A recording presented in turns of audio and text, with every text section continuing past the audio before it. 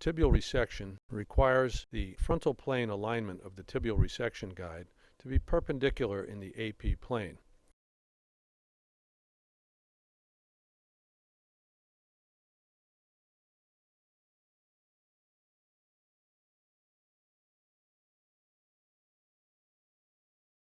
This tibial resection guide is inclined posteriorly and is using a distal strap that connects to the ankle. Once the strap is connected, the proximal portion of the guide can be raised or lowered using the alignment rod, and the guide should be placed in the frontal plane to be perpendicular to the frontal plane axis. The resection caliper guide can be placed on the upper portion of the guide to find the lowest point of resection, and this can be adjusted depending on the pathology encountered. The guide can be positioned medial laterally in the distal plane using the micrometer type guide. The guide itself can be moved anteriorly and posteriorly to get the desired posterior inclination angle, which lies between 5 and 10 degrees. The guide is then pinned into place.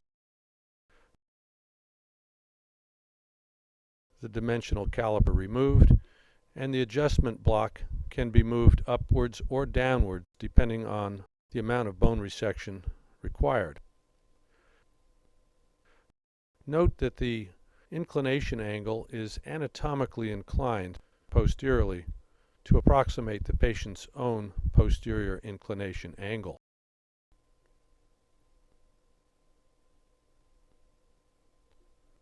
Once this has been performed, the guide can be removed, and the femoral resection guide is then positioned into place. The femoral templates are used to assess the actual dimension of the femoral resection guide. Note this size 3 template matches just about identically the size of the bony articulation of the femur. Taking the size 3 trial, in this case, it seems to be a superior fit over the size 4, which was too large. By reversing the size 3 trial and placing it on the anterior femur, we can place it and use it as a guide medial laterally to be dimensionally correct. The femoral resection guide is mounted to its alignment instrument, placed on the center of the femoral shaft.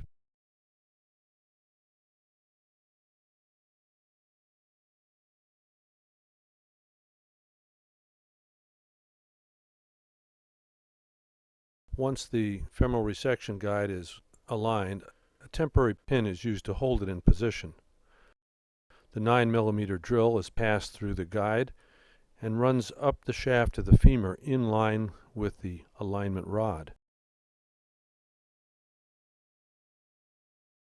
The alignment rod is removed.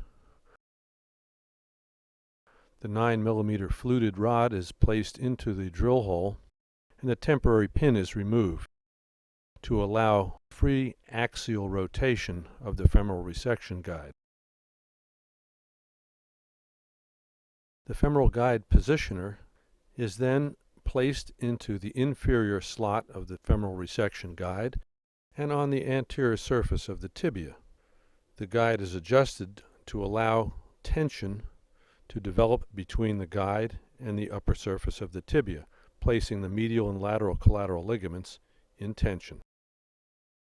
The alignment rod can be used to assess the amount of tension in either compartment. This alignment rod also can be brought down to the tibia to check for proper tibial resection angle. The guide is then pinned into place, giving equal compartment tension medially and laterally. The anterior femur is then resected with a power saw through the capture plate.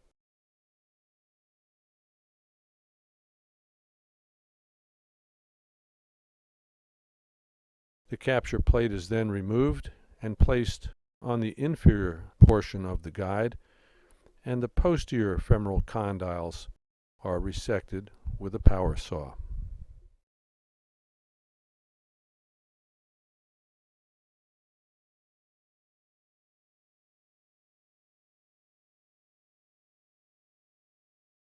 The slap hammer may be used to remove the 9mm rod in situations where the bone is quite tight.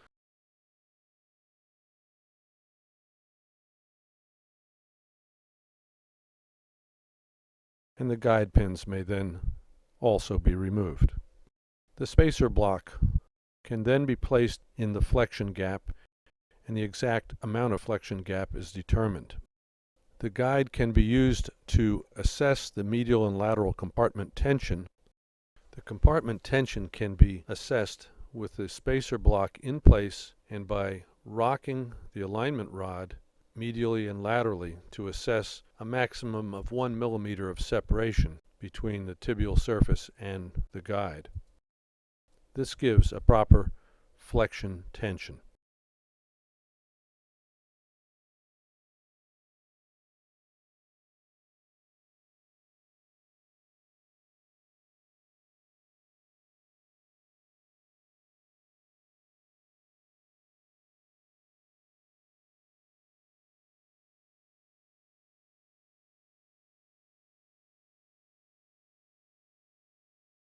The distal femoral resection proceeds after placing the referencing guide into the intramedullary canal, and the alignment rod can be passed through the guide and aligned over the femoral head center.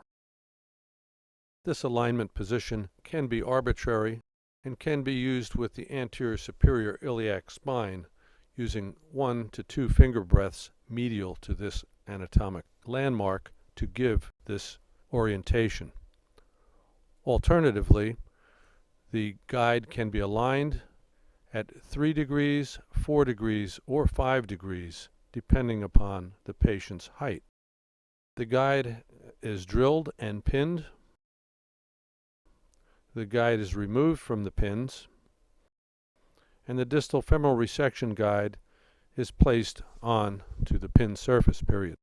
The distal femoral guide positioner is then placed into the inferior slot of the distal femoral resection guide and placed into the extended knee joint, making contact with the proximal tibia. This gap represents the same gap in extension as was determined for the flexion gap.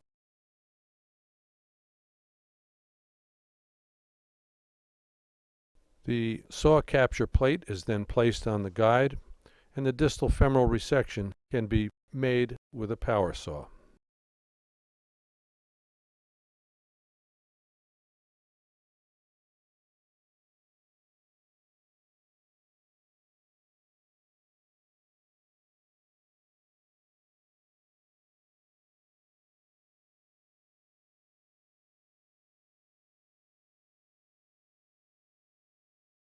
The guide is removed. The distal femoral cutting jig can be used to assess the alignment of that cut. The knee is then brought into full extension, and the spacer block used for the flexion gap is inserted between the femur and tibia to assess the extension gap. Axial and frontal plane alignment can be assessed using the alignment rod, which is brought to the center of the femoral head down to the center of the ankle joint.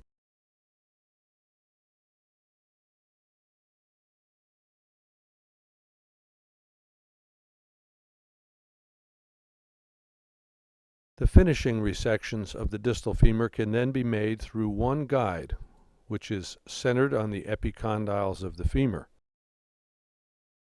It is pinned into place.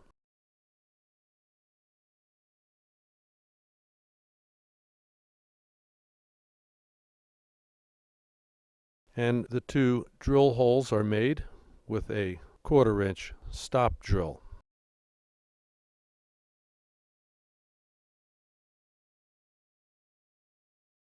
The anterior intercondylar cut is then outlined with a power saw medially and laterally in its slot.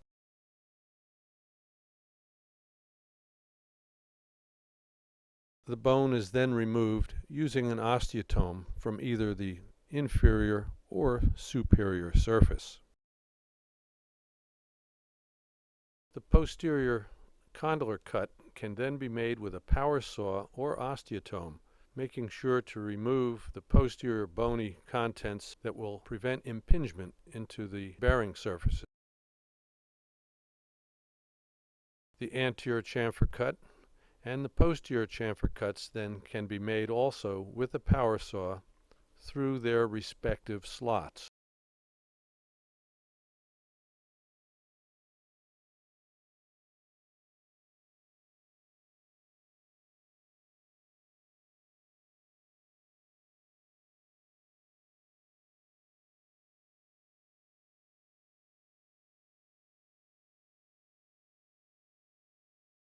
The tibial preparation is a rapid, easy to perform procedure which involves taking the properly sized template that fits just within the bony borders of the tibia, and this template is then pinned into place,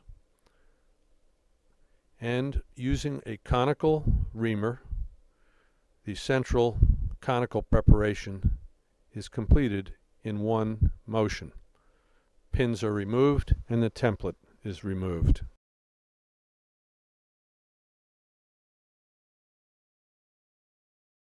Trial reduction begins with implantation of the properly selected tibial trial,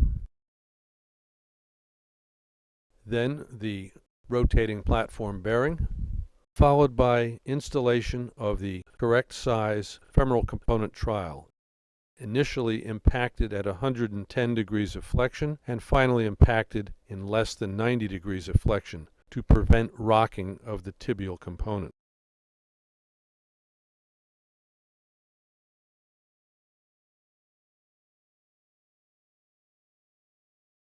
The patella is everted, and when resected, is resected at the level of the quadriceps and patella tendons, respectively.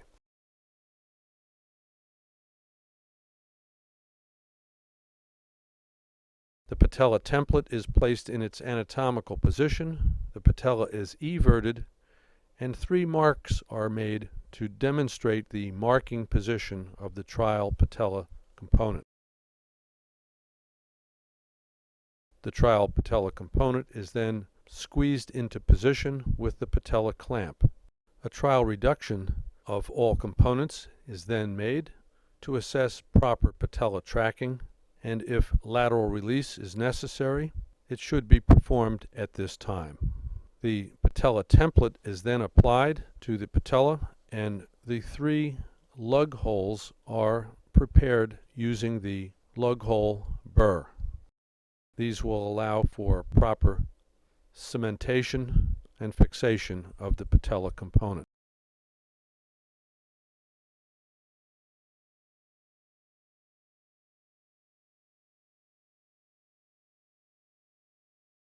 The trials may be removed using the disimpactor on the femoral component,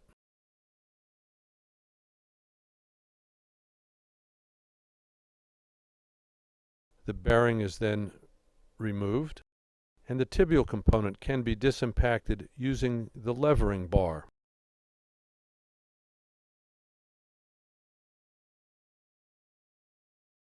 Final component implantation proceeds with installing the rotating platform tibial component initially.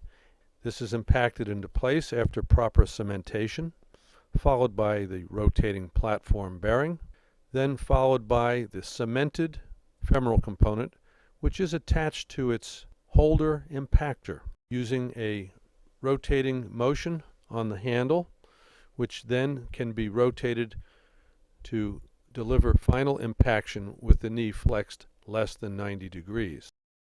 The patella is then cemented into place into the 3 lug holes previously prepared, and the patella clamp can be used to squeeze it in position and hold the patella while excess cement is removed.